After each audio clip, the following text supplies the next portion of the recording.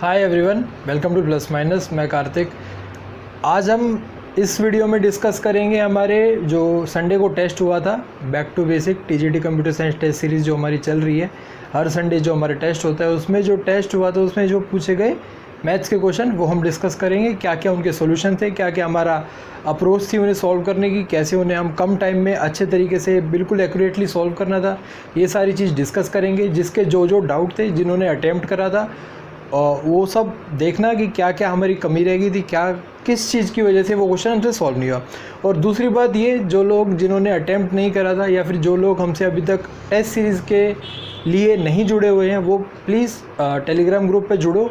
वहाँ पे आपको सारी डिटेल्स पता चलेंगी, कैसे कैसे टेस्ट ऑर्गेनाइज होते हैं। हमारे हर संडे टेस्ट होते हैं। अभी तक हर संडे हमारे 100 मार्क्स के टेस्ट ऑर्गेनाइज हो रहे थे, जिसमें पार्ट ए, जिसमें maths, English, Hindi, general awareness और रीजनिंग, ये सब क्वेश्चन 10 क्वेश्चन थे हर टॉपिक के, हर सेक्शन में। और कंप्यूटर साइंस के 50 क्वेश्चन थे। और एक जो ये छोटी सी आपको और देनी है, मेरे को न्यूज़ देनी है। जो लोग टेलीग्राम पे हैं हमारे, उन लोगों को तो पता ही है, जो इस संडे हमारा टेस्ट होने वाला है वो हमारा होगा 200 मार्क्स का। बिल्कुल एग्जैक्टली पैटर्न के हिसाब से होगा, जैसा DSSB पैटर्न हमारा फॉलो करता है उसी हिसाब से होगा। पार्ट ए में 100 क्वेश्चन, पार्ट बी में 100 क्वेश्चन। ये हमारा, इसको हमने बोला है कि बोनस टेस्ट होगा हमारा। ये बोनस टेस्ट तो ये संडे है 21 तारीख को। ये एक छोटी सी इन्फॉर्मेशन है आपको देनी थी मुझे। जो लोग टेलीग्राम पे जुड़े हुए हैं, जो रेगुलर टेस्ट दे रहे हैं, जो रेगुलर टेस्ट अटेम्प्ट करें, उन्हें पता ही है कि इस टेस्ट में हमारे 200 क्वेश्चंस होंगे। 200 मार्क्स का ये टेस्ट होगा हमारा। 200 मार्क्स का ये टेस्ट होगा। और मैं यही एक्सपेक्ट करूँगा आप सभी से कि आप लोग ज़्यादा से ज़्यादा हमारे टेलीग्राम पे जुड़ोगे, ताकि आपको पता चले कि हम कैसे कंडक्ट करते हैं। और इस टेस्ट को आप ज़रूर दो।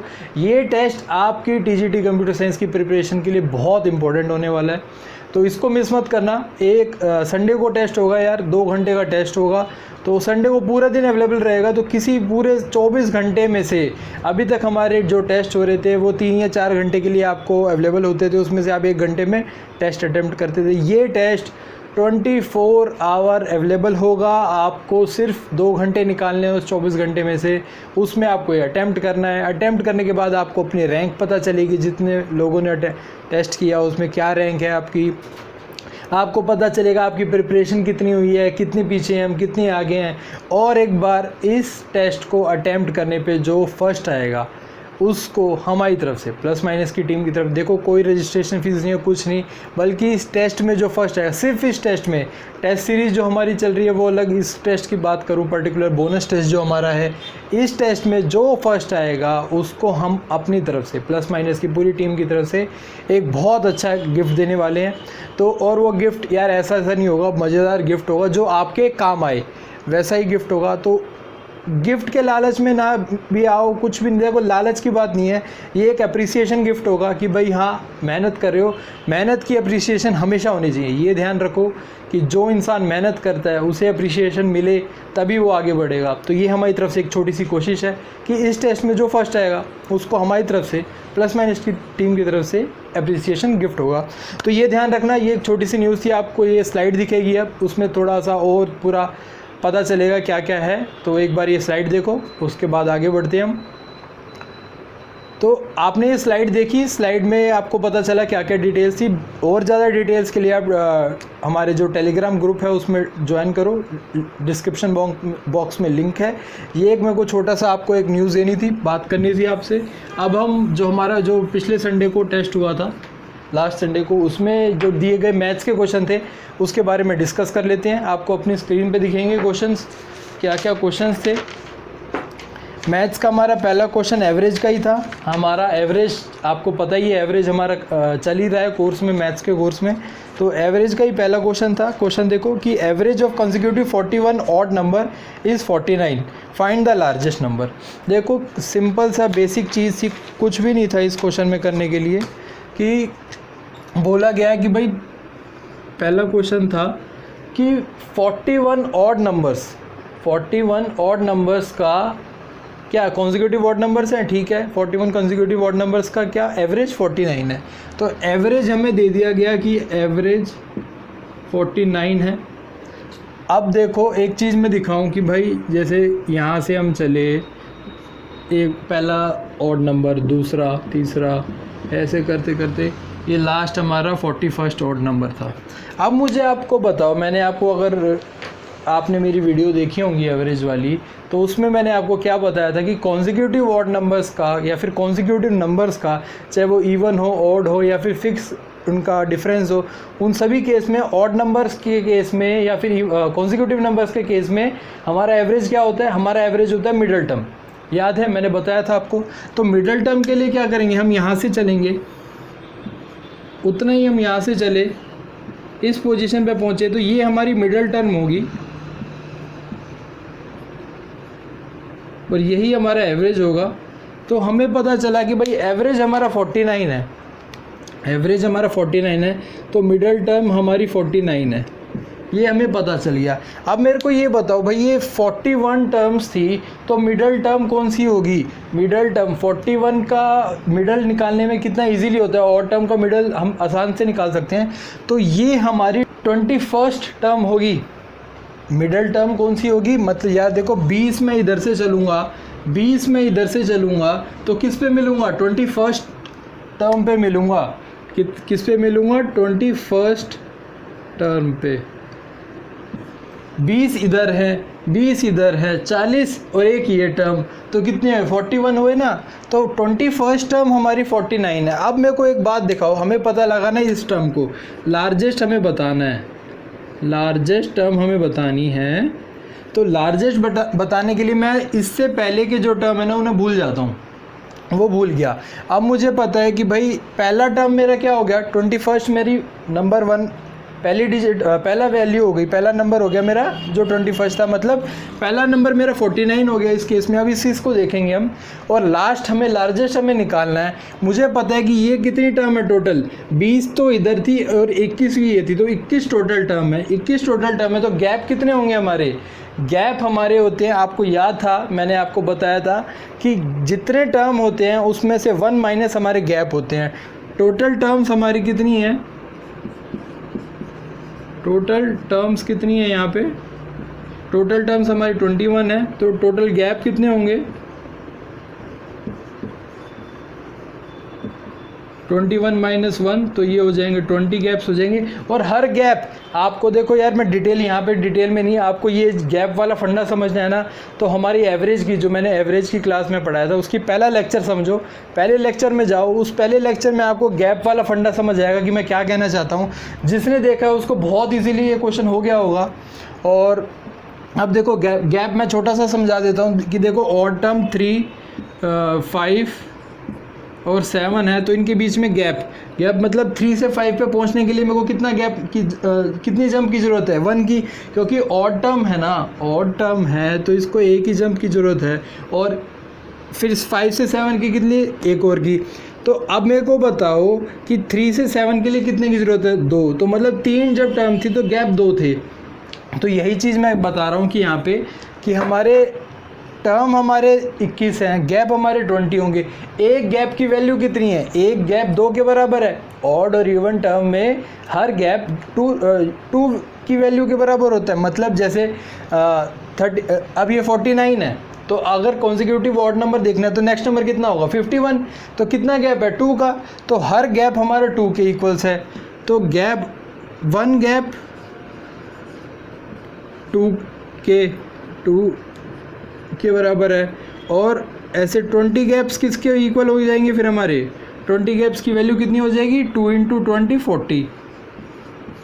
40। मतलब पहली टर्म इस यहाँ पे पहली टर्म और आखिरी टर्म के बीच में 40 का डिफरेंस है, 40 का डिफरेंस है।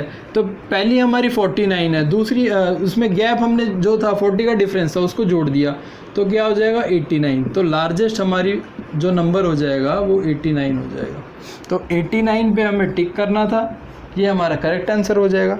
देखो फंडा समझ आना है, ज़्यादा डिटेल में गैप का फंडा समझने के लिए आप मेरी जो मैथ्स के एवरेज का लेक्चर 1 देखो, उसमें और ज़्यादा डिटेल में समझाया हुआ है मैंने अभी भी आपको समझ आ गया होगा कि भाई 49 से नेक्स्ट जो ऑड नंबर पे जाने के लिए हमें 2 की ज़रूरत थी, तो 49 से हमें आखिरी वाले ऑड नंबर पे जाने के लिए किसकी ज़रूरत होगी, कितना डिफरेंस होगा 40 का। वो कैसे, क्योंकि भाई बीच में 21 नंबर है, बीच में 20 नंबर है, इसके और इसको देखे जाए टोटल मिला के 21 नंबर हैं, तो गैप हमारे 20 हैं, 20 में 2, हर गैप की वैल्यू 2 है, तो 20 गैप्स की वैल्यू कितनी हो जाएगी 40, मतलब 40 का डिफरेंस है फर्स्ट और लार्जेस्ट नंबर में। तो फर्स्ट नंबर में हमने 40 ऐड कर दिया, लार्जेस्ट हमारी वैल्यू आ गई। ये सिंपल क्वेश्चन था काफ़ी, क्योंकि थोड़ी सी डाउट इसमें इसलिए हुआ होगा और कुछ दिया ही नहीं हुआ था, बस एवरेज बता दिया, एवरेज ये है, और बता दिया कि ऑड नंबर्स हैं, और अब पूछ लिया कि लार्जेस्ट नंबर बताओ, तो मेरे ख्याल से कोई वो हो सकता है आपको थोड़ा सा डाउट, बट जिन्होंने लेक्चर मेरा देखा था एवरेज का उन्हें कोई डाउट नहीं होगा इस चीज़ में। नेक्स्ट क्वेश्चन पे चलते हैं। नेक्स्ट क्वेश्चन था हमारा कि man can row 12 kilometre per hour in still water if the speed of current is 3 kilometre per hour, he takes 4 hours more upstream than downstream, what is the distance. अब देखो पहले मेरे को upstream और downstream की बात समझो। क्या होता है कि मानो देखो ये नदी है, ये नदी है और ये कोई बोट है हमारी, ये हमारी कोई बोट है और नदी इधर बह रही है, नदी इधर बह रही है और आप इधर जा रहे हो, तो ये क्या है, ये हमारा अपस्ट्रीम है, और नदी भी इधर बह रही है और आप भी इधर जा रहे हो, दोनों सेम केस में जा रहे हो, ये हमारा क्या है, ये हमारा डाउनस्ट्रीम होता है। मतलब अगर ऑपोजिट डायरेक्शन में जा रहे हो नदी की बहाव से, वो हमारा अपस्ट्रीम होगा, सेम डायरेक्शन में जा रहे हो तो वो हमारा डाउनस्ट्रीम होगा। तो अपस्ट्रीम के केस में आपको ज़्यादा मेहनत लगानी पड़ेगी और आपकी स्पीड भी स्लो होगी। क्यों, पानी की जो स्पीड है और जो आपकी स्पीड है वो आपस में क्लैश होगी, पानी आपको रोकेगा, आप पानी को धक्का देके आगे बढ़ोगे, तो आपकी स्पीड कम होगी, और आप भी उधर जा रहे हो, पानी भी उधर जा रहा है, तो पानी आपको पुश करेगा, पानी भी पुश करेगा, आप जो बोट की स्पीड है वो भी होगी, तो स्पीड इंक्रीज़ होगी। ठीक है, ये सीन था। अब अपस्ट्रीम और डाउनस्ट्रीम का ये सीन होता है। अब क्वेश्चन पे दोबारा आते हैं कि क्वेश्चन था कि man can row in still water. अब अगर मान लो नदी नहीं है, एक तालाब सा है, स्टिल वाटर है, उसमें स्पीड है 12 किलोमीटर पर आवर की, तो बोट की स्पीड या फिर मैन जो उसको नाव को चला रहा है वो कितने किलोमीटर पर आवर की, 12 किलोमीटर पर आवर की। तो speed of boat in still water हो जाएगी speed of boat in still water, ये हमारी होगी 12 kilometre per hour, 12 kilometre per hour दी गई है, और उसने बोला गया है कि स्पीड ऑफ स्ट्रीम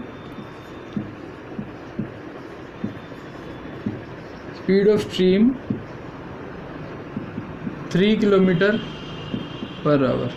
अब देखो, अब बात कर लेते हैं speed of boat in upstream. Upstream कैसे होगा, अपस्ट्रीम स्पीड,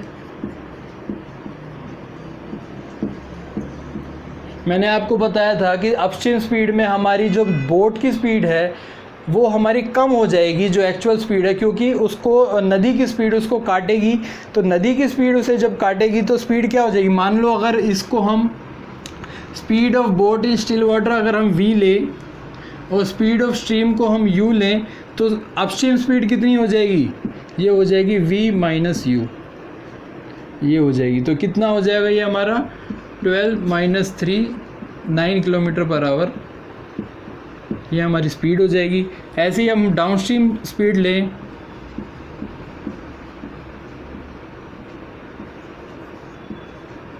डाउनस्ट्रीम स्पीड मैंने आपको बताया कि जब नीचे जाएंगे, नीचे जाने का मतलब नदी की बहाव के साथ जाएंगे, जैसे जिस डायरेक्शन में नदी बह रही है उसी डायरेक्शन में हम जाएंगे, तो स्पीड क्या हो जाएगी हमारी v प्लस यू हो जाएगी, 12 प्लस 3 15 किलोमीटर पर आवर।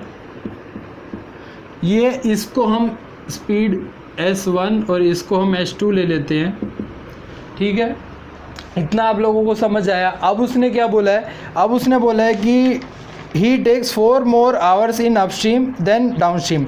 उसको 4 घंटे ज़्यादा, डिस्टेंस सेम होती है। अब क्या हुई, डिस्टेंस हमारी सेम है, जितनी दूरी उसने अपस्ट्रीम में कवर करी उतनी ही दूरी उसने डाउनस्ट्रीम में कवर करी, पर अपस्ट्रीम में उसे 4 घंटे ज़्यादा लगे, डाउनस्ट्रीम में उसे 4 घंटे, उस स्पीड से 4 घंटे कम लगे।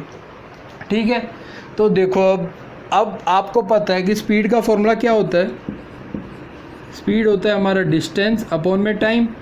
ठीक है, अब हम देखें कि भाई डिस्टेंस हमारी स्पीड सेम है, तो डिस्टेंस को हम डी रख लेते हैं। एक बार डिस्टेंस को डी रखेंगे। अब हमें देखना है कि T1 time taken in upstream, time taken in upstream को हम TU मान लेते हैं। TU कितना होगा, टी को अगर इधर ले जाएं तो डिस्टेंस अपॉन में स्पीड आ जाएगा ना, तो डिस्टेंस हमारी ये है, अपस्ट्रीम की स्पीड हमारी S1 थी तो S1 हो गई, इसको क्या रखा, ये D सेम था, 9 यहाँ पे आ जाएगा। और T हम डाउनस्ट्रीम की स्पीड टाइम को देखें तो डिस्टेंस अपॉन में S2 और डिस्टेंस हमारी D ही रखी, ये 15। अब देखो उसने क्या बोला है कि भाई अपस्ट्रीम में वो 4 घंटे ज़्यादा लेता है डाउनस्ट्रीम के मुकाबले, तो मतलब TU माइनस TD कितना होगा, 4 आवर्स। तो मैं इसको यह डिलीट कर रब करके डिलीट कह रहा हूँ, रब करके यहाँ पे लिखूँ कि TD माइनस TU कितना होगा, 4 आवर्स। TD की वैल्यू क्या है हमारी, ओह सॉरी यार, T अपस्ट्रीम में ज़्यादा टाइम लेगा ना, तो T अप और T डाउन, तो TU की वैल्यू कितनी है हमारी, D/9 और TD की वैल्यू है हमारी D/15, ये हमारा 4। LCM हमने यहाँ पे आ गया हमारा यहाँ पे 45, तो 9 5D minus 3D equals to 4, और ये हो जाएगा 45 अगर इधर चला जाएगा और ये हो जाएगा 2D इक्वल्स टू 4 इंटू 45, 2 से 4 कैंसिल हो जाएगा, तो डिस्टेंस हमारी आ जाएगी 90 किलोमीटर। ये चीज़ समझ आनी चाहिए, क्या बात थी इसमें, एक बार दोबारा देख लो। इसमें क्या था कि उसने बोला कि speed of boat in still water, मतलब नदी में नहीं, सिंपल खड़ा हुआ पानी है, वो बह नहीं रहा है। स्पीड स्टिल वाटर का मतलब वो बह नहीं रहा है, और कितनी है, 12 किलोमीटर पर आवर है। और स्पीड ऑफ स्ट्रीम, अब स्ट्रीम की स्पीड हमें पता है 3 किलोमीटर। हमने डिस्कस कर लिया कि अपस्ट्रीम स्पीड जो होती है वो होती है भाई speed of boat in still water minus stream की स्पीड, तो वो ये हो गई। अब और डाउन स्ट्रीम में उसकी ऐड हो जाती है, ज़्यादा स्पीड होती है, तो ये अब स्पीड ज़्यादा है तो मतलब टाइम कम होगा, सीधी सी बात है। तो TD मतलब time taken in down stream हमारा टाइम टेकन इन अपस्ट्रीम से 4 घंटे कम है, वो हमने यहाँ पे देखा 4 घंटे हमारा कम है, तो इन दोनों टाइम की वैल्यू रखी, उससे हमारा D 90 किलोमीटर आ गया, डिस्टेंस हमारी 90 किलोमीटर हो गई। ठीक है, नेक्स्ट क्वेश्चन पे चलते हैं अब हम। थर्ड क्वेश्चन हमारा, देखो ज़्यादा टफ क्वेश्चन नहीं थे, ये सिंपल थे, इनकी थोड़ी सी स्टेटमेंट बड़ी बड़ी थी। ये जो 10 क्वेश्चन थे, इन क्वेश्चन में मैंने थोड़े बड़ी स्टेटमेंट वाले क्वेश्चन डाले थे ताकि थोड़ा आपको ऐसे क्वेश्चंस की भी प्रैक्टिस हो जाए। तो हमारा थर्ड क्वेश्चन है, इसकी तो देखो काफ़ी बड़ी स्टेटमेंट है, और मैं बताऊं आपको, जब मैं सॉल्व करूंगा आपके साथ मिलके, अभी देखना आप बहुत इजी क्वेश्चन हो जाएगा। और स्टेटमेंट देखो, इसकी इतनी बड़ी स्टेटमेंट बन रही है। अब देखो क्या कह रहा है, इसको एक एक चीज़ को लेके चलेंगे कि in a survey conducted in a city it was found that 25% of people going to bar on Sunday was females. तो मान लेते हैं, let number of people going to bar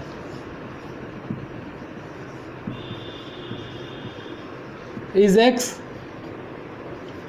X लोग गए ऑन सैटरडे, हमने X मान लिया, मतलब कि सैटरडे को टोटल मेल फीमेल टोटल बार में जाने वाले कितने बंदे हैं, X मान लिया। अब उसमें क्वेश्चन में देखो पहली स्टेटमेंट क्या है कि it was found that 25% of people going to bar on Saturday were females.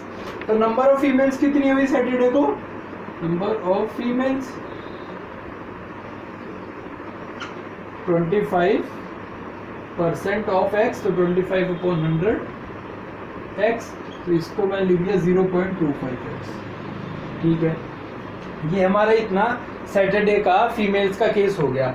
अब उसने नेक्स्ट स्टेटमेंट पे चलते हैं। अब क्या बोला कि but number of females going to bar on Sunday is 80% less than that of Saturday. तो देखो कि number of people going to bar, number of females ही जो सैटरडे को गई उससे संडे को 80% कम गई। तो number of females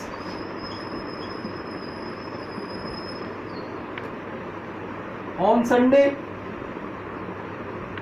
number of females on Sunday कितना होगा 0.25x minus 80% of 0.25x।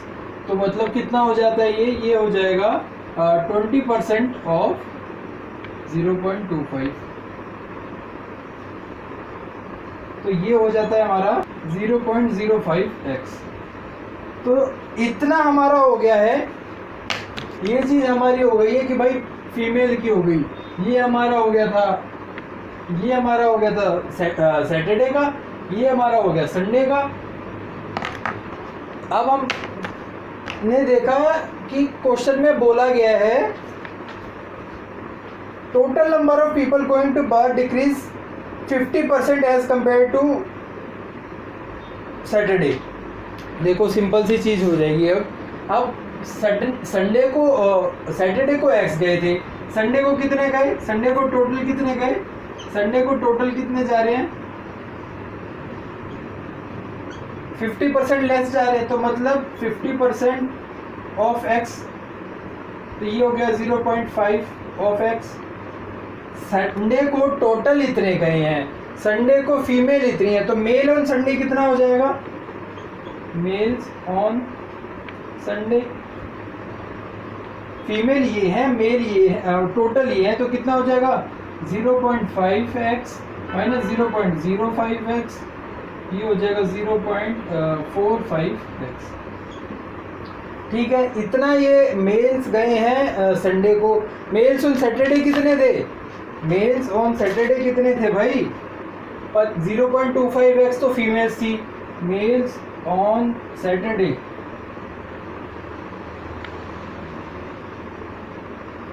0.25x तो फीमेल्स थी, तो 0.75x ये हमारे सैटरडे थे। अब उसमें पूछा गया है, अब क्या पूछा गया है, ये देखो इतना हमारा हो गया था फीमेल्स का, ये हमारा हो गया मेल्स का। अब उसने पूछा percentage decrease of males, percentage decrease कितना हुआ है। तो पहले कितने थे सैटरडे को 0.75, तो डिक्रीज कितना हुआ है 0.75x माइनस 0.45x, तो कितना हो गया 0.30x। ये तो डिक्रीज हुआ है। और परसेंटेज डिक्रीज कैसे निकालेंगे, 0.30x हमारा डिक्रीज हुआ है, सैटरडे को 0.75x थे, संडे को ये है, तो डिक्रीज इतना हुआ है। परसेंटेज कैसे निकालेंगे, परसेंटेज हो जाएगा 0.3 डिक्रीज अपॉन में जो पहले था 0.75x इंटू 100। तो ये हमारा x से तो x कट जाएगा और ये हमारा हो जाएगा x से x कट जाएगा और ये हमारा हो जाएगा 40%। तो देखो सिंपल सी चीज़ थी, काफ़ी सिंपल क्वेश्चन बन गया एंड में आके। आपको बस थोड़ा सा जो हमारा क्वेश्चन था उसकी स्टेटमेंट के साथ चलते रहना था। क्या था कि भाई पहले हमने मान लिया कि total number of people Saturday को कितने गए हैं, वो x गए हैं, ठीक है, काम फिनिश हुआ। अब फीमेल उसने बता रखा है कि भाई 25% ऑफ टोटल जितने लोग गए उसमें से 25% क्या थी, फीमेल्स थी, तो 0.25x हो गया। अब सैटरडे को संडे को सैटरडे से 80% कम फीमेल गई, तो इसको छोड़ के टोटल को छोड़ के जो फीमेल थी उसका 80% हमने माइनस कर लिया, तो ये सैटरडे और संडे की फीमेल्स की हो गई। अब मेल्स की बात करें तो भाई अगर 25% सैटरडे को फीमेल हैं तो कितनी होंगी, मेल कितने होंगे, 25% सैटरडे को फीमेल है तो मेल 75% होंगे, सैटरडे की मेल्स आ गई। अब उसने बोला गया था कि भाई जो टोटल एक्स थे सैटरडे को उसमें से 50% ही जा पाए थे, कब, कहाँ पे, संडे को 50% ही जा पाए थे पहले सैटरडे से। तो 0.5 हमारा 50 वो हो गया था, टोटल था संडे का। संडे को 0.05 हमारी फीमेल्स थी, तो मेल्स हमारी ये आ गए। उससे फिर हमने देख लिया कि भाई क्या परसेंटेज हमारी डिक्रीज़ हुई है।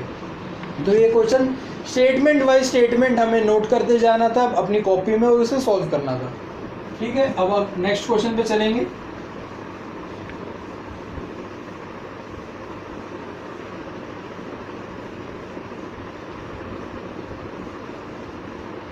नेक्स्ट क्वेश्चन है हमारा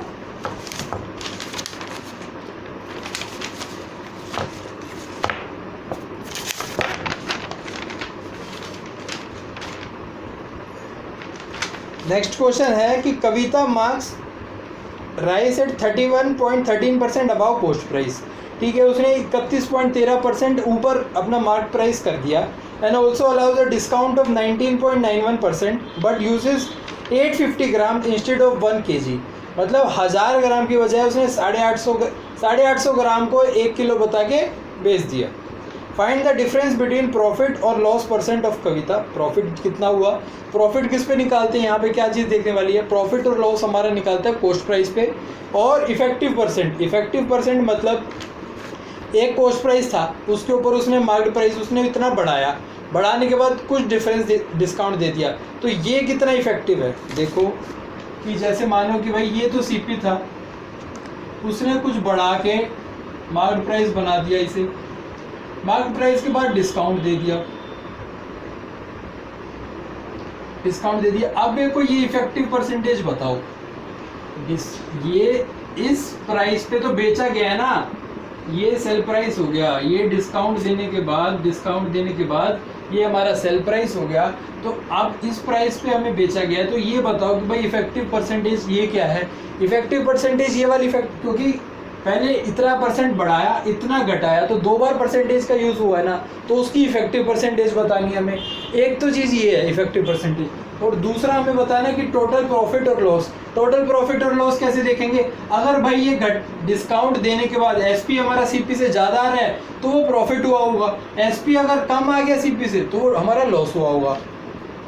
तो देखो इफेक्टिव परसेंटेज आपको पता है कैसे निकालते हैं। इफेक्टिव परसेंटेज हमें कुछ नहीं करना होता, 2 सक्सेसिव डिस्काउंट होते हैं, उस वाले केस में भी इफेक्टिव परसेंटेज निकालते हैं। तो वही यहाँ पे लगाएंगे कि एक बार तो उसे बढ़ा दिया इतना परसेंट, और उस बढ़ाए हुए में से कुछ परसेंट हमें घटा दिया है, तो मतलब जो बढ़ाया हुआ है उसको हम पॉजिटिव परसेंट लेंगे, जो घटा दिया उसमें से उसको नेगेटिव ले लेंगे। तो इफेक्टिव परसेंट कितनी हो जाएगी हमारा, हमने देखा कि इफेक्टिव परसेंटेज क्या हो जाएगा हमारा, कितना था 13.13% माइनस 19.91 माइनस 19.91 इंटू 31.13 अपॉन 100, ये इफेक्टिव परसेंट होगा। याद है ना कि अगर 2 सक्सेसिव डिस्काउंट होते हैं, 2 सक्सेसिव इंक्रीज होते हैं, तो क्या होता है a plus B minus A B upon 100, ये हमारा सक्सेसिव परसेंट। वही चीज़ है, ए हमने रखा भाई इतना, तो उसने बढ़ा के रखा। बी नेगेटिव में क्यों आया, नेगेटिव में इसलिए आया, उसके बाद उसने डिस्काउंट दिया है, इसलिए हमारा बी नेगेटिव में आया है। उसके बाद फिर हमने ये घटाते हैं, और इससे हमारा इफेक्टिव परसेंटेज कितनी आ जाएगी, इसको अगर हम सॉल्व करेंगे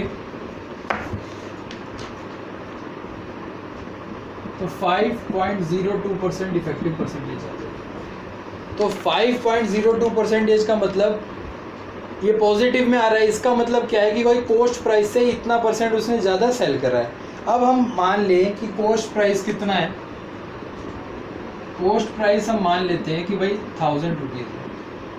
अब ये ध्यान से सुनना, मैं 100 नहीं लिया, x नहीं लिया, 1000 क्यों लिया है, क्योंकि जब बात अगर ये आ जाए ना कि भाई 1 किलो की बजाय 850 ग्राम, तो उसमें हम 1000 मान लेते हैं, तो उससे क्या होगा, 1 ग्राम की कीमत कितनी हो जाएगी, 1 रुपये।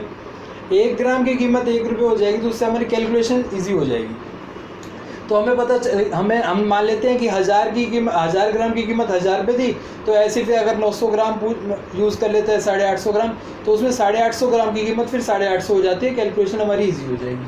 अब हमने मान लिया कि कॉस्ट प्राइस हमारा 1000 पे है और सेल प्राइस कितना होगा, सेल प्राइस हमारा, अब हमें इफेक्टिव परसेंटेज से हम सेल प्राइस निकाल सकते हैं कैसे कि भाई 1000 इंटू, हमें पता है कि पॉजिटिव में आया तो ये प्रॉफिट ही होगा, तो 1000 इंटू 100 प्लस 5.02% अपॉन 100 1050.2, ये हमारी सेल प्राइस होगी। कब, जब वो हर चीज़ थी उसको 1 किलो में ही बेच देगा, तब तो हमारी सेल प्राइस ये होगी, क्योंकि हमने कुछ बढ़ाया, मार्केट प्राइस बढ़ा के उस पर डिस्काउंट दिया, और डिस्काउंट देने के बाद हमें दिखा कि भाई वो पॉजिटिव में आ रहा है, तो इसका मतलब प्रॉफिट हुआ है। प्रॉफिट हमारा ये हुआ है, उस प्रॉफिट के हिसाब से अगर वो 1 किलो की चीज़ 1 किलो ही बेचता, हमारे बैलेंसिंग में घपला नहीं करता, तब वो इतने रुपए की बिकती। अब उसने क्या किया कि भाई अब तो उसने 850 ग्राम ही बेचे 1 किलो बता के, तो क्या होगा,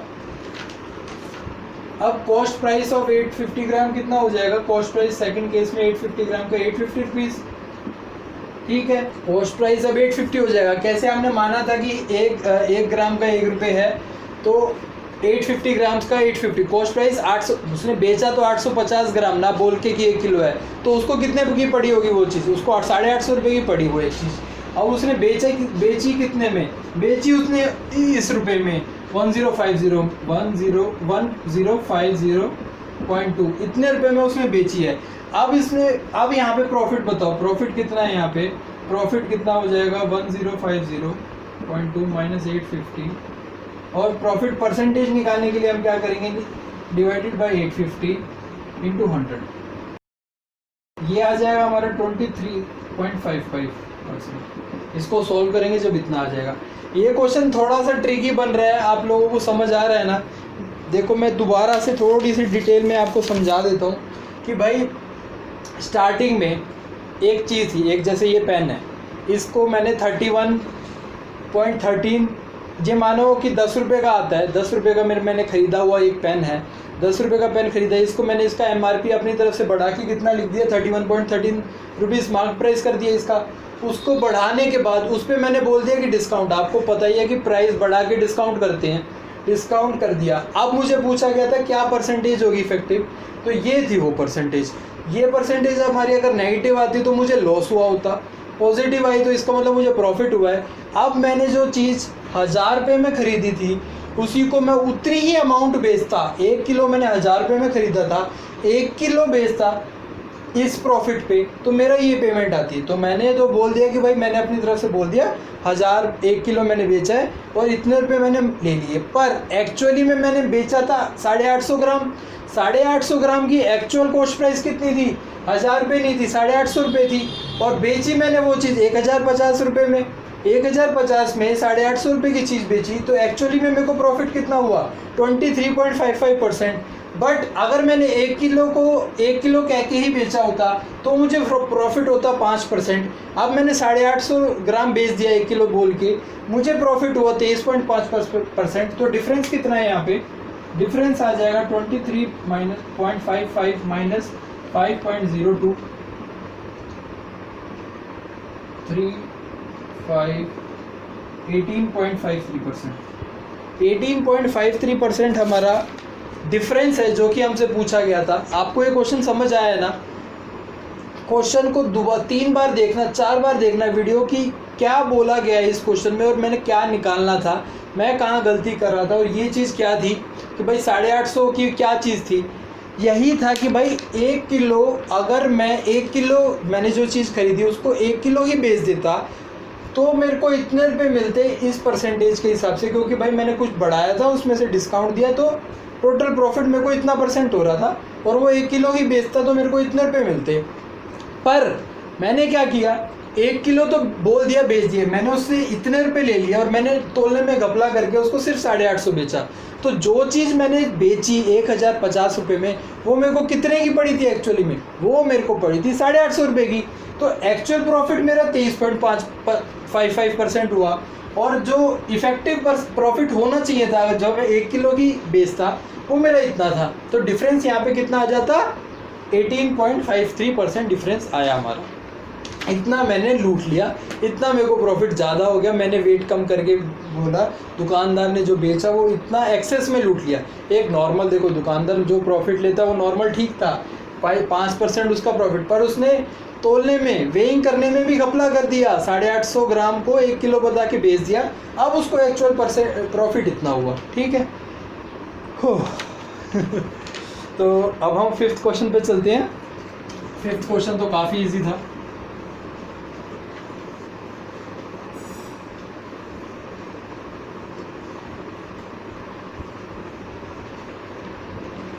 क्वेश्चन देखो, पढ़ो कि the sum of 2 times of husband's age is 3 times the wife's age. The sum 2 times of husband's age and 3 times of wife's age is 166। If difference of their ages is 3 year, find sum of their ages. ठीक है। अब देखो कि भाई husband की as में मान लेता हूँ, हस्बैंड्स एज x और वाइफ एज में मान लेता हूँ y। ठीक है।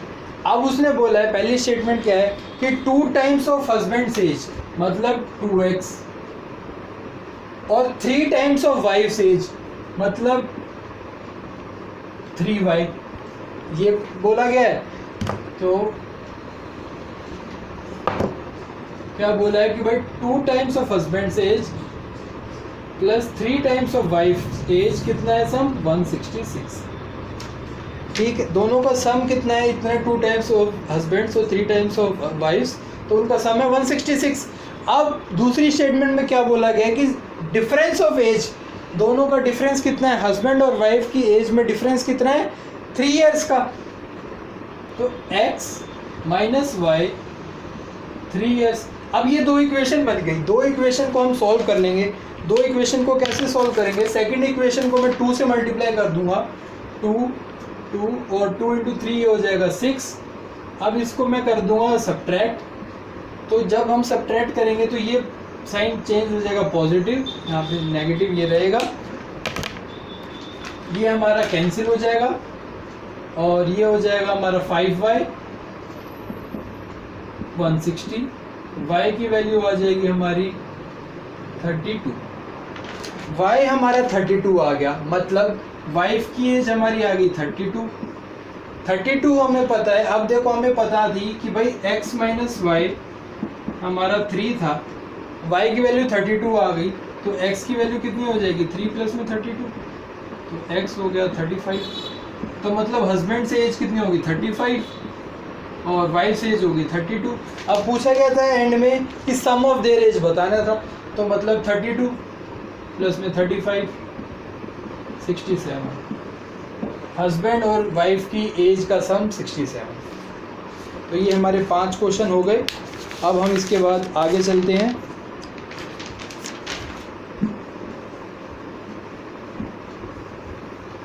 मुझे पूरी उम्मीद है कि आपको ये क्वेश्चन जो डाउट थे वो आपके क्लियर होते जा रहे हैं, वो आपको समझ आ रहे हैं। फिर भी कई बार होता है ना कि मैं जो कुछ कन्वे करना चाहूँ वो आपको उस टाइम पे दिमाग में ना घुस रही हो, वो चीज़ हो जाता है कि भाई नहीं समझ आ रहा, फिर भी इसने पूरे मेहनत कर ली, पूरा जोर लगा दिया, पर मुझे नहीं समझ आया क्या बोला। उसके लिए आपको क्या करना, अगर अभी भी नहीं आ रहा, कुछ नहीं, कमेंट में लिखो कि मेरे को नहीं आया, ये क्वेश्चन नहीं आया, तो उसको मैं और दूसरे तरीके से बताने की कोशिश करूँगा, या फिर टेलीग्राम ग्रुप ज्वाइन करो। टेलीग्राम ग्रुप ज्वाइन करने के बाद वहाँ डिस्कस करेंगे।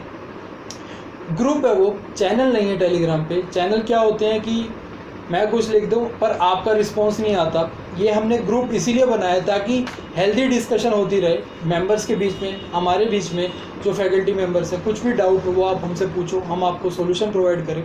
तो ये हमारा ग्रुप है, उस पर ज़रूर ज्वाइन करें टेलीग्राम पे। और 6th क्वेश्चन है हमारा। 6th क्वेश्चन एक बार पढ़ लेते हैं कि 3 articles brought at Rs 200 each, one of them is sold at loss of 10%। ठीक है, 3 खरीदे थे हमने, 1 2 3, इसको बेचा तो 10% लॉस हो गया। If other 2 articles are sold as to gain 20% on the whole transaction, then what is the gain percent of 2 articles? अब देखो ये दोनों इकट्ठे बेचे गए, एक हमने अलग से बेचा, उसको 10% हमें लॉस हुआ, और दो ये थे, इन दोनों को इकट्ठे बेचा। जब इन दोनों को इकट्ठे बेचा तो टोटल ट्रांजैक्शन प्रॉफिट कितना हुआ? 20% टोटल प्रॉफिट। टोटल प्रॉफिट मतलब इस लॉस को भी कवर करके इन तीनों की ट्रांजैक्शन पे कितना हो गया हमारा? 20% टोटल प्रॉफिट हो गया। ठीक है तो मान लेते हैं, हम मान के लेते हैं गिवन है कि आर्टिकल्स ब्रॉट 200 पे है, तो सीपी ऑफ ऑल थ्री कितना हो गया हमारा? CP of all three 200 into 3 600 rupees हो गया सीपी ऑफ ऑल थ्री। तीनों आर्टिकल्स हमने 600 रुपये में खरीदे हैं। ठीक है, अब टोटल, अब उसने बोला है कि टोटल ट्रांजैक्शन पे हमें गेन होगा 20% का। ये हमें निकालना है कि भाई बची हुई दो जो ऑब्जेक्ट हैं उसको कितने रुपए में बेचेंगे कि टोटल ट्रांजैक्शन पे 20% हो। तो मान लो हमने किसी कितने रुपए में बेच दिया होगा, हमने बेच दिया होगा, उस बेचने पे हमें कितना प्रॉफिट हुआ था? टोटल प्रॉफिट कितना था हमारा? 20%। अब कॉस्ट प्राइस पता है, तो अब ये बताओ कि सब मिला के हमने कितने रुपए में बेचा होगा कि हमें 20% हुआ होगा। हमें दिया हो गया ना कि भाई टोटल हमें प्रॉफिट कैसे ना कैसे करके 20% करना है, ओवरऑल 20% करना है। तो सब मिला के कितने रुपए में बेची होंगी हमने चीज़ें? तो sale price of all three कितना हो जाएगा? 600 इंटू 100 प्लस प्रॉफिट परसेंटेज। ये फॉर्मूला होता है सीपी का, एसपी का sorry, CP into 100 plus profit percentage upon में 100। अगर लॉस होता है तो माइनस लॉस परसेंटेज होता है, तो प्लस 20, तो ये 120 हो जाएगा अपॉन में 100। तो ये 100 से 100 कट जाएगा और ये हो जाएगा 720। 600 रुपये की चीज़ खरीदी हुई, तीनों चीज़ खरीदी, 720 रुपये में उसने हमने बेच दी, 720 रुपये में हमने बेच दी। एसपी हमारा ऑफ ऑल थ्री है, ये ध्यान रखना 720 रुपये तीनों का मिला के है, तीनों का मिला के 720 रुपये है। अब बात हो रही थी कि फर्स्ट आर्टिकल की, फर्स्ट आर्टिकल हमने फर्स्ट आर्टिकल की, तो सीपी क्या थी फर्स्ट आर्टिकल की? 200। लॉस कितना हुआ था? लॉस परसेंट था हमारा 10%,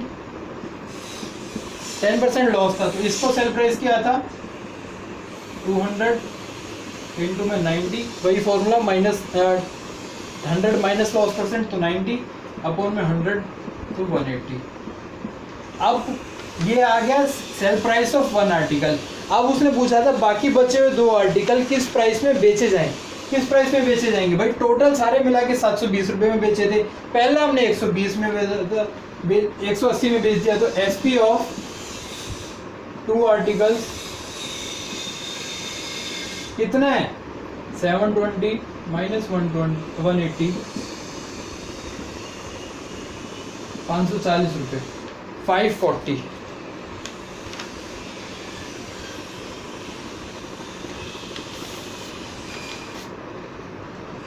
₹540 540 में हमने बेचे। हमने जो चीज़ पहला आर्टिकल हमने 180 में बेच दिया, दूसरा हमने 540 में बेचा, तो पूरे ट्रांजैक्शन पे हमें 20% प्रॉफिट हुआ, क्योंकि 540 180 720 वो 600 की चीज़ हमने 720 में बेची थी, तो हमें 20% प्रॉफिट हुआ था। अब पूछा गया है क्वेश्चन में कि पूछा गया है कि भाई इन दो ऑब्जेक्ट पे कितना प्रॉफिट हुआ होगा। अब हमें देखो गेन निकालना है, इसका गेन परसेंटेज निकालना है। तो गेन कितना है भाई? 540 रुपये में तो बेची, और खरीदी कितने में थी? एक 200 में थी, तो दो 400 में। तो 540 माइनस 400, ये कितना हो गया? 140। 140 हमारा गेन, तो ओवरऑल गेन है। गेन परसेंट कैसे निकालते हैं? गेन परसेंट हमारा हो जाएगा 400, सीपी आता है हमेशा, ध्यान रखना, इंटू 100, तो ये कट गया 35%। 4 से 140 35 पे कटेगा। तो ये चीज़ समझ आया, ये वाला क्वेश्चन भी समझ आया ना। ये क्वेश्चन थोड़ा सा वैसे लंबा बन रहा था, क्योंकि दो चीज़ इसमें हमें करना था कि भाई पहले निकाल लेना था कितने में बेची होंगी हमने सारी चीज़ें। स्टार्टिंग में 600 रुपये में खरीदी, तो सारी चीज़ निकाल ली थी हमने एंड में 20% प्रॉफिट पे बेची तो कितने में बेचे होंगे सारी चीज़? 720 रुपये में। पहले का हमें लॉस बता रखा है, कितना लॉस है? 10%। तो पहले हमने कितने में बेचा होगा? 180 में। अब इससे हमें क्या पता चल गया? बाकी की तो कितने रुपये में बेची? बाकी की तो 540 रुपये में। बाकी की तो खरीदी कितने में थी? 400 रुपये में। गेन कितना हुआ? 140 का। तो गेन परसेंट कितना हो जाएगा? 140/400। 400 क्या है? Cost price. Gain percent loss percent में हमेशा निकालते हुए डिवाइड किससे करेंगे? कॉस्ट प्राइस से। तो कॉस्ट प्राइस हमारा 400 था, तो प्रॉफिट परसेंटेज हमारा 35 आ गया। ठीक है, आगे बढ़े हम 7th क्वेश्चन की तरफ चलते हैं।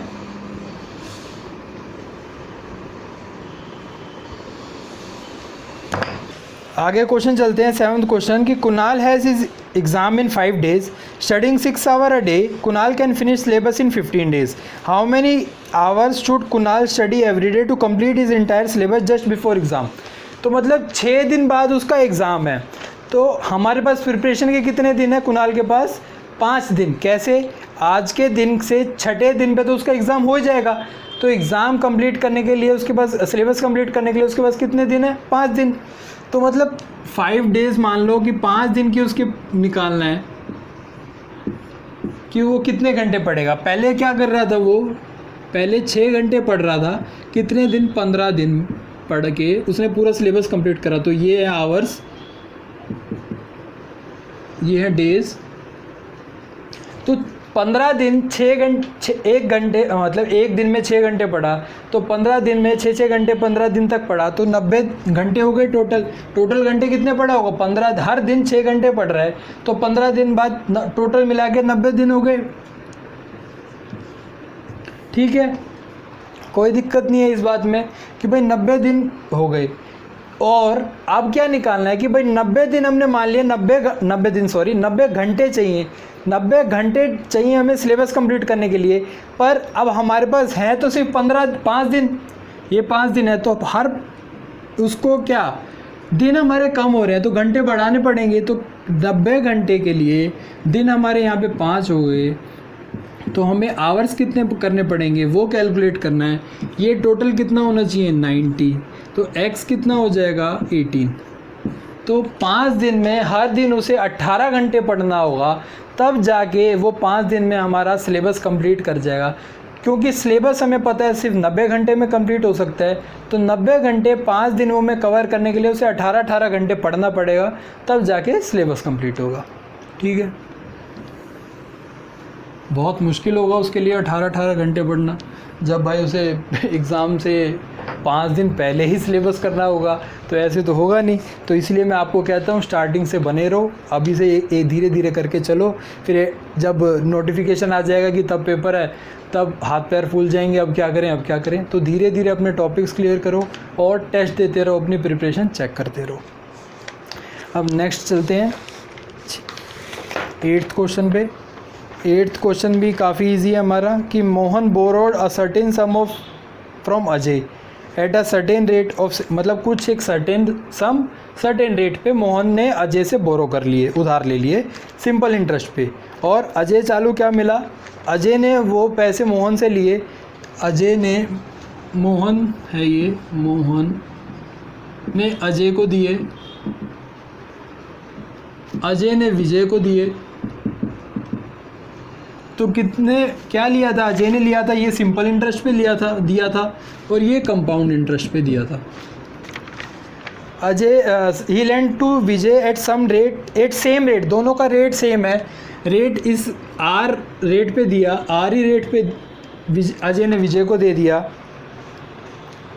Annually for same period, same time के लिए।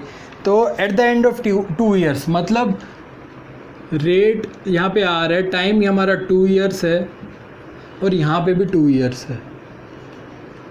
ठीक है, अब उसने बोला है कि at the end of 2 years he received 4,200। तो विजय ने कंपाउंड इंटरेस्ट के रूप में अजय को कितने दिए हैं? 4,200 रुपीज़। 4,200 एज कंपाउंड इंटरेस्ट दिया है उसने 4,200 रुपये, बट ही रिटर्न्स ओनली 4,000। अब इसको तो कंपाउंड इंटरेस्ट में दिए थे अजय ने मोहन से लिए थे सिंपल इंटरेस्ट पे। सिंपल इंटरेस्ट में उसने 4,000 रुपये ही वापस लौटाए, तो 200 रुपये अजय के बन गए, कुछ नहीं करना पड़ा, इससे पैसे लेके इसको दे दिए, इसने कंपाउंड इंटरेस्ट में 4200 रुपये वापस करे थे, इसने 4000 वापस करे हैं, तो उसके 200 रुपये बन गए। तो यहाँ पे पूछा गया कि भाई रेट ऑफ इंटरेस्ट निकालना है। हमारे पास सिंपल सी बात है, सिर्फ एक आर ही वेरिएबल ऐसा है जिसकी हमें पता नहीं है, टी हमें पता है, एस आई हमें पता है, और सी आई भी पता है, कंपाउंड इंटरेस्ट भी पता है, तो हमें पता लगाना है कि भाई क्या होगा हमारा आर। तो देखो सिंपल इंटरेस्ट हमें पता है, जब पहले केस में मोहन ने अजय को दिए थे जो सिंपल इंटरेस्ट पे दिए थे, सिंपल इंटरेस्ट हमें पता है कितना होता है, P into R into T upon 100। तो सिंपल इंटरेस्ट हमारा 4000 पे था, P भी नहीं पता हमें, P और R भी नहीं पता, और T हमारा 2 था 100। तो यहाँ से PR की वैल्यू कितनी आ गई,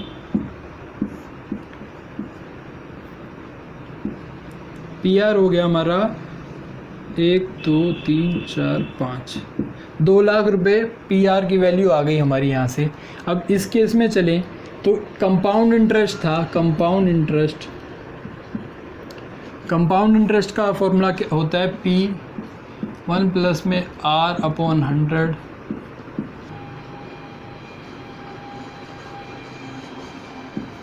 का स्क्वायर मतलब यहाँ पे टाइम पीरियड होता है, टाइम 2 साल था, माइनस P। तो हम इसे अब पूरा कंपाउंड, ये था हमारा 4200, इसको हम खोलेंगे तब क्या हो जाएगा, PR स्क्वायर अपॉन में 1000 और 2PR अपॉन में 100, ये हो जाएगा। ये जब खुलेगा और माइनस होगा तो ये हमारा हो जाएगा PR स्क्वायर अपॉन 10,000 प्लस में 2PR अपॉन में 100। इसको हम, और यहाँ से हमें PR की वैल्यू पता है, PR की वैल्यू पता है, तो PR की वैल्यू हम यहाँ पे पुट कर देंगे। तो देखो कैसे करेंगे, 4200 PR स्क्वायर है तो ये PR, इसको मैं ऐसे लिख सकता हूँ, PR की वैल्यू मैंने यहाँ पे पुट करी और यहाँ पे रह गया R, 10,000 था नीचे, और यहाँ पे PR की मेरे को पता है कि क्या वैल्यू है, 4 1 2 3 4 5, ठीक है। तो ये ज़ीरो कट जाएंगे हमारे इससे, तो ये हो जाएगा हमारा 20R और 2 ज़ीरो से ये 2 ज़ीरो चले गए, तो ये हो जाएगा 4000। यहाँ पे 4200 था, 4000 इधर लेके आएंगे तो इधर बच जाएगा 200, 20R, R की वैल्यू हो जाएगी 10। तो रेट ऑफ इंटरेस्ट कितना था हमारा, 10% था। तो रेट ऑफ इंटरेस्ट हमारा 10% था, यहाँ पे भी 10% था। यही चीज़ पूछी गई थी। ये चीज़ आपको समझ आई ना, ये मैंने यहाँ पे जो वैल्यूज़ आई थी वो काट दी थी। आपको थोड़ी कन्फ्यूज़न हो तो पीछे कर लेना, बैक कर लेना कि क्या क्या वैल्यूज़ थी, ठीक है। तो ये हमारा रेट निकाल लिया कि भाई हमें सिंपल इंटरेस्ट पता निकालना आता है, हमें कंपाउंड इंटरेस्ट निकालना आता है। हमें दे रखा था कि भाई सेम प्रिंसिपल है, सेम रेट है, तो सेम रेट और सेम प्रिंसिपल की वैल्यू हम दोनों में कंपेयर करके निकाल सकते हैं। प्रिंसिपल से यहाँ पे PR ख़त्म कर दिया P की वैल्यू रख के, और R हमारी वैल्यू आ गई। फिर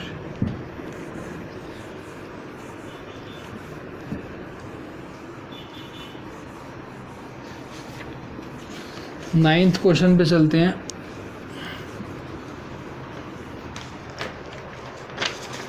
काफ़ी लंबी क्लास हो गई आज की, थोड़ा एक्सप्लेन करने में ज़्यादा टाइम लग गया मुझे। नाइन्थ बहुत सिंपल है, नाइन्थ तो हद सिंपल क्वेश्चन है कि एवरेज ऑफ 3 नंबर इस 7।